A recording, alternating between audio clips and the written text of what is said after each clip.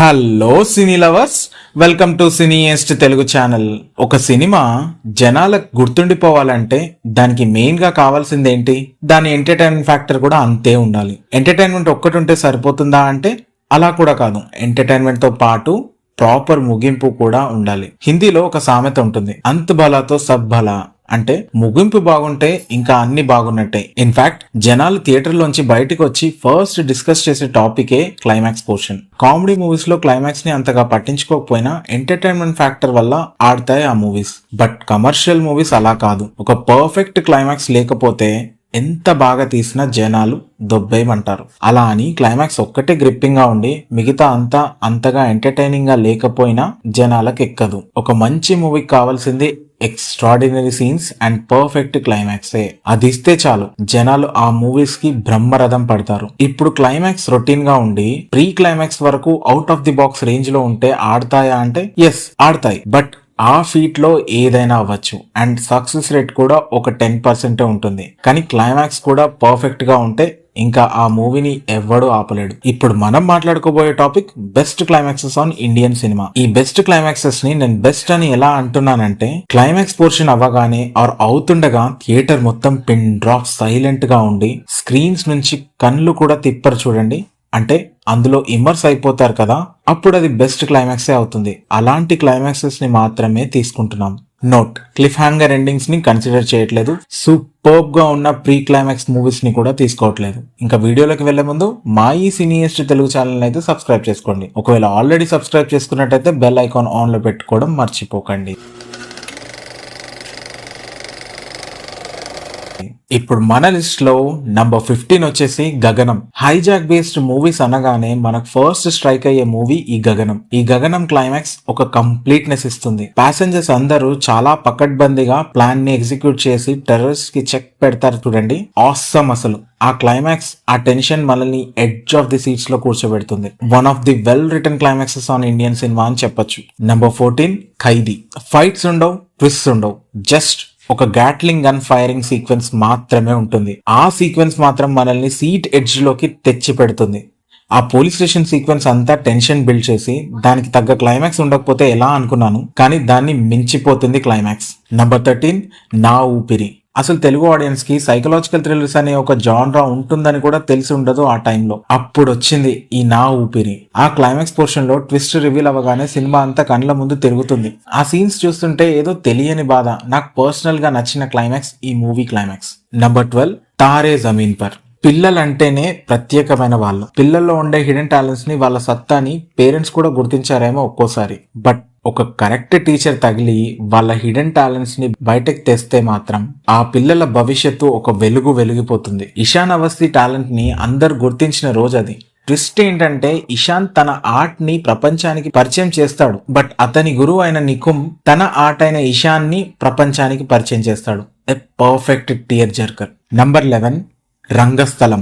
ఒక plot set చేసుకొని మనల్ని అందులో లీనం చేసి క్లైమాక్స్ లో ఇదంతా చేసింది దీనికా అని మనం తల పట్టుకోవాలి అంటే అది ఓన్లీ సుకుమార్ గారికే సాధ్యం. Rangasthalam climax twist was a fantastic pay off an established scene. Number 10 Nannaku ప్రేమతో. నేను ఆల్రెడీ చెప్పాను, సుకుమార్ గారు ఒక సీన్ ఎస్టాబ్లిష్ చేస్తారు అంటే ఈవెన్ అది సాంగ్ అయినా సరే మనం గమనించాలి, గుర్తు పెట్టుకోవాలి. ఎందుకంటే తర్వాత దాని పే ఆఫ్ అలా ఉంటుంది. డోంట్ స్టాప్ సాంగ్ కి పైప్ లైన్ బిజినెస్ కి కనెక్షన్ ఏంటి అని ఎవరు పట్టించుకోరు. కానీ బట్ క్లైమాక్స్ లో ఆ సాంగ్ కి క్లైమాక్స్ కి లింక్ ఉందని తెలిసాక నోర్లు ఎల్లబెడతారు. నంబర్ 9 బాహుబలి 2. ట్విస్ట్లు టర్న్లు ఉండవు కానీ that was the climax entire India had waited for nearly 2 years and Jakkanna has managed to conclude it with a banger. Baahubali 1 చూసినప్పుడు and Baahubali 2 first look release అయినప్పుడే నేను గెస్ చేసా క్లైమాక్స్ లో బలాలదేవని ఆ చితిలో కూర్చోపెట్టి కాల్ చేస్తారని. What else can you expect from a movie like magnum opus Baahubali? Fantastic climax అంతే. Number 8 KGF Chapter 1.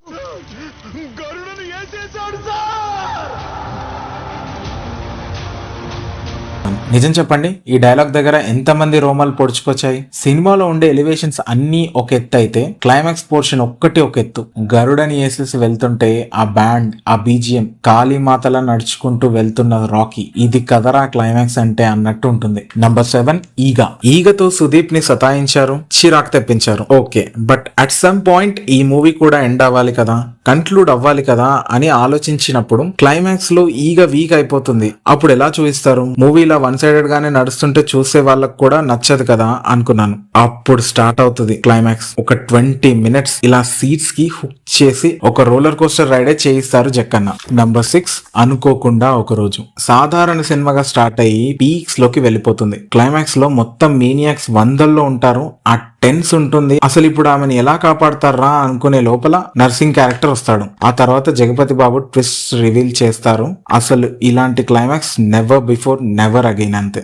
నంబర్ 5 అమ్మోరు ఒక visual wonder. It was the first Indian movie which was made on VFX. Climax లో heavy VFX తో పాటు engaging గా కూడా నడుస్తూ ఉంటుంది. The moment ఎప్పుడైతే భవానీ వూండ్ బ్లడ్ అమ్మోరు నుదుటికి తగులుతుందో కథం, pure adrenaline rush, peak climax అంతే. నంబర్ 4 అమ్మ చెప్పింది. బోస్ వాళ్ళ అమ్మ చెప్పిందని ఒకే ఒక రీజన్ కోసం ప్రాణత్యాగం చేస్తాడు. అతనికి అన్ని తెలిసే త్యాగం చేస్తాడని తెలిసిన మూమెంట్ మన ప్రమేయం లేకుండానే కన్నీరు ధారల్లా కారుతుంది. నంబర్ 3 నేనొక్కడిని. గౌతమ్ అమ్మ నాన్న ఎవరో చెప్పకుండానే చనిపోతాడు విలన్. ఇంకా ఆశలు వదిలేసుకొని ఇంటికి వెళ్తున్న టైంలో చిన్నప్పుడు వాళ్ళ అమ్మ నేర్పిన రైమ్ సాంగ్ విని తన ఇంటిని వెతుక్కుంటూ వచ్చి తన అమ్మ నాన్న తెలుసుకుంటాడు. చూడండి, ఎమోషనల్ రైడ్ అంటే ఇదే. ఆ బీజిఎం అండ్ మహేష్ పర్ఫార్మెన్స్ ఉంటాయి. నేనొక్కడినే is one of the well written climaxes. Number 2 Lagaan. స్వాతంత్రం కోసం మనం ఎంత దూరమైనా వెళ్తాం. క్రికెట్ ఎవడి నేషనల్ స్పోర్ట్ అయినా సరే అది ప్రతి ఒక్క భారతీయుడి ఎమోషన్. ఈ థీమ్ తో మన first fictional team India England team ని ఓడించడం ఈ ఆస్కార్ నామినేటెడ్ లగాన్ లో చూస్తాం.